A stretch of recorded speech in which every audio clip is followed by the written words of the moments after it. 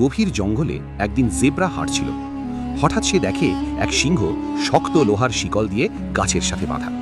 সিংহ কাকুতি মিনতি করে বলল, ভাই জেব্রা, আমাকে মুক্ত করো, আমি তোমার উপকার কখনো ভুলব না। দয়ালু জেব্রার মনে মায়া হলো। সে কষ্ট করে শিকল খুলে সিংহকে মুক্ত করল। মুক্ত হতেই সিংহ ভয়ঙ্কর গর্জন করে বলল, আমি ভীষণ ক্ষুধার্ত, এখন তোমাকেই খাবো। জেব্রা অবাক হয়ে বলল, আমি তোমাকে বাঁচিয়েছি আর তুমি আমাকে খেতে যাচ্ছ, এটা কি ন্যায়?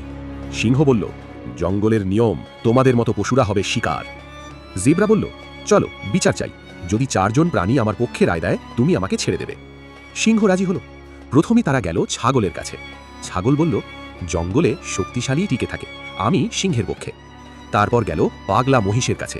মহিষ বলল, সিংহ বহুবার আমাদের ভয় দেখিয়েছে, শক্তিই এখানে সত্য, আমি সিংহের পক্ষেই রায় দিলাম। জেব্রার আশা প্রায় শেষ। শেষে তারা গেল জঙ্গলের জ্ঞানী গুরু হাতির কাছে। সব শুনে হাতি বলল, আমি বুঝতে পারছি না, ঘটনাটা আবার করে দেখাও তো। জেব্রা আবার সিংহকে সেই শিকল দিয়ে গাছের সাথে বেঁধে দিল।